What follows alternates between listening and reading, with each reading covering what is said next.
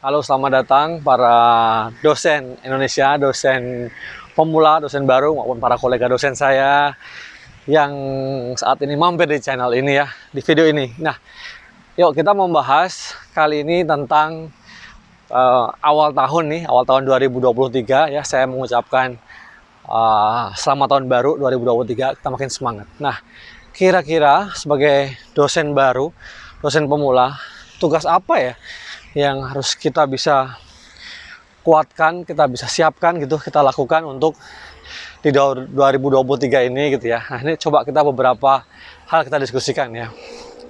Yang pertama, kita harus pahami bahwa memang sebagai dosen itu sibuk ya.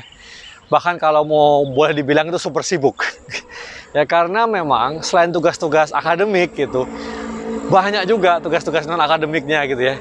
Belum juga kalau terkait dengan tugas-tugas terkait dengan kehidupan sosial ya, bermasyarakat, bertetangga gitu ya, keluarga. Nah, pasti banyak banget. Nah, untuk itu memang kita harus menyadari itu dan kita bisa mengatur waktu dengan baik. Nah, ini juga saatnya itu kita cek lagi ya di sisi pengajaran kita. Nah, di sisi pengajaran kita seperti apa? Mungkin sebagian kampus ini adalah sudah sampai pada semester akhir ya kan, mau memulai semester baru gitu ya, semester genap yang baru ya. Atau ketika Anda melihat ini sudah lama misalnya, nah tentu poinnya adalah pergantian semester. Nah, pergantian semester coba dicari pace kita ya. Bagaimana jalan kita ini selama semester sebelumnya itu kita ngajar berapa SKS ya kan, berapa mata kuliah, dan juga gimana selama semester yang lalu itu ya, kita cek lagi. Memang nggak banyak pilihan, kadang-kadang sebagai dosen muda, dosen baru, apalagi yang misalnya baru lulus gitu ya, baik S3 maupun S2 akan diminta ngajarnya banyak ya. Prof, saya ngajarnya diminta banyak gitu, gimana? Nah, oke. Kita syukuri juga ngajar yang banyak itu terkait juga dengan transaksi-transaksi honorarium mengajar misalnya ya. Mungkin sebagian sudah tercover dalam gaji, tapi sebagian mungkin ada kelebihan mengajar, misalnya seperti itu. Nah, jadi cek lagi bagian pengajarannya. Kalau misalnya kurang, ya maksudnya pace-nya terlalu sibuk gitu ya, terlalu buru-buru atau terlalu ya hektik gitu, sibuk banget, mungkin bisa diminta untuk dikurangin gitu. Atau sebaliknya, kalau misalnya merasa masih bisa untuk menambah ya tambahin aja gitu, nggak apa-apa, banyak pengalaman. Jangan terlalu banyak memilih mata kuliah untuk mengajar sehingga Anda nggak kebagian, jadi sulit. Sebagai dosen baru, dosen pemula, saya menyarankan apa yang disarankan oleh Prodi, Kaprodi ya, ketua jurusan ya, head of department, suruh ngajar, diminta ngajar apa, ambil aja ya kan gitu. Nah, yang nggak boleh lupa, Tridharma Perguruan Tinggi, atau kalau di Binus University tempat saya mengajar, tempat saya bekerja, itu ada Catur Dharma ya. Nah, itu pengajarannya penting ya kan. Nah, pendidikan, kemudian penelitian dan pengabdian masyarakat. Nah, cek juga bagaimana penelitian yang Anda lakukan, teman-teman lakukan. Nah, ini juga memang ya jadi tantangan, terutama bagi yang masih tenaga pengajar. Itu sebenarnya syaratnya sederhana untuk diangkat, diajukan di jabatan pertama akademik ya, atau asisten ahli. Kan cukup menjadi penulis pertama gitu ya di jurnal nasional terakreditasi Sinta pun oke. Ya, 3, 4, 5 itu oke banget. Syukur-syukur bisa Sinta 2 atau bahkan punya Sinta 1. Oke. Tapi syaratnya harus penulis pertama. Nah, coba di sela-sela kesibukan mengajar dan kesibukan yang lain, itu penelitian tetap harus. Paling tidak 1 semester lah itu ada 1 artikel ilmiah. Ya, targetnya kalau Anda dosen pemula, dosen baru, kejar asisten ahlinya dulu ya, atau kejar lektornya dulu gitu ya. Kalau Anda di doktor ya, kalau Anda S3 tentu Anda bisa mencari atau penugasan pertamanya adalah sebagai lektor. Kalau Anda S2 itu sebagai asisten ahli. Nah, kejar dulu soal jabatan akademik ini. Jadi kalau menurut saya paling tidak 1 tahun Anda bisa dapat 2 paper. Ya, paper di jurnal nasional tadi, pokoknya target itu penting dulu.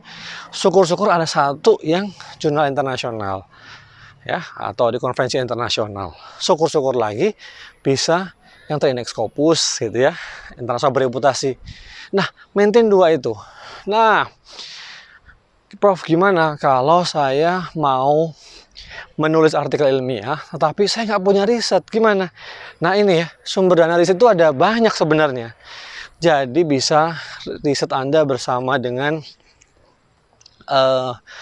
para peneliti yang sudah senior ya, guru besar, profesor. Anda bisa menjadi anggota di sana. Nah, Anda bisa membantu mereka dan mungkin minta waktu kepada beliau-beliau ini agar boleh nggak saya membantu sebagai asisten peneliti, ya, kemudian saya bisa menulis, belajar tentang penelitian sehingga bisa menulis artikel ilmiah dari Prof gitu. Nah ini bisa kan? Atau Anda bisa melakukan penelitian mandiri. Penelitian mandiri ini sebenarnya sederhana juga, tidak terlalu harus butuh dana mahal juga gitu ya.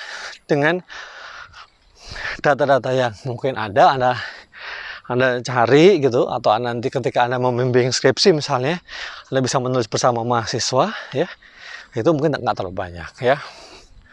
Saya bilang nggak terlalu banyak itu yang kita memang harus tetap modal ya kan. Anda yang bisa penelitian mandiri 1 juta atau 5 juta gitu ya, dari bawah itu bisa juga gitu ya. Nah, artinya diusahakan lah ada penelitian. Nah, kalau ada penelitian 1 saja 1 tahun itu udah baiklah sebagai dosen baru, dosen pemula ya. Nah tentunya kalau bisa menjadi ketua peneliti lebih bagus, tapi kalau dengan kualifikasi dosen baru, apalagi mungkin belum punya jenjang jabatan akademik sehingga tidak bisa menjadi ketua peneliti, khususnya untuk penelitian dari dikti ya, nah itu mungkin tidak ikut gitu ya yang lain, atau mungkin ikutnya secara informal. Nah yang paling simple itu mengikuti hibah eksternal yang di luar dikti gitu. Itu nggak mengenal misalnya kualifikasi Anda harus sudah punya jenjang jabatan atau belum gitu ya. Selama di internasional itu proposal Anda bagus gitu ya, dinilai berkualitas, itu bisa lolos dan Anda bisa menang lah gitu ya. Sekarang Anda bisa dapat dana riset, walaupun itu memang sangat kompetitif gitu ya. Artinya dari aspek penelitian, kalau Anda mau bergerak lebih, Anda bisa gitu ya. Oke. Kemudian yang ketiga, aspek dari pengabdian masyarakat. Nah sebenarnya kalau kita dengan disiplin ilmu kita, terutama kalau bidang saya ada sosial humaniora ya, social science, itu hampir nggak ada masalah ya untuk pengabdian masyarakat. Banyak sekali ya ilmu-ilmu yang kita dalami juga bisa dikontribusikan kepada masyarakat. Nah coba cari ya, bekerjasama dengan pemerintah daerah kah ya, atau mungkin dengan kelompok-kelompok bisnis, kelompok-kelompok masyarakat, untuk bagaimana melaksanakan ya ide-ide kita atau memecahkan masalah yang muncul di dalam masyarakat. Nah ini bisa menjadi alternatif gitu untuk Anda melakukan pengembangan diri, community development gitu ya. Nah 3 hal itu ya Anda bisa mereview ya selama sebelum memulai tahun baru ini ya, di semester baru ini, kira-kira sejauh mana poin-poin tentang pendidikan, pengajaran, kemudian penelitian, publikasi, dan juga untuk pengabdian masyarakat seperti apa. Nah untuk itu yang nggak kalah penting ya adalah penjadwalan. Yuk, nah dari poin pertama tadi soal mereview tadi ada terkait dengan produktivitas Anda ya, terkait dengan penjadwalan Anda. Coba bagi waktu yang baik ya, time management yang baik. Bagaimana time management yang baik ini sangat penting.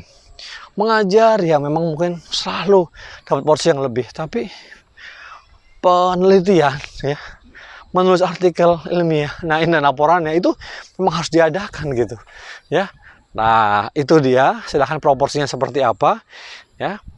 nanti seiring waktu selalu diperbaiki ya, selalu terus perbaiki, dievaluasi ya, misalnya setiap 3 bulan gitu ya, performa Anda seperti apa, kemudian apakah sudah sesuai antara target dan pencapaian. Nah, itu yang penting. Nah, itu ya buat teman-teman para dosen baru, dosen pemula, terkait dengan bagaimana kita bisa lebih produktif ya di tahun 2023 ini. Silahkan, resolusi Anda apa? Kalau Anda masih punya pertanyaan, silahkan tuliskan di kolom komentar ya. Terima kasih banyak, sukses buat Anda para dosen Indonesia.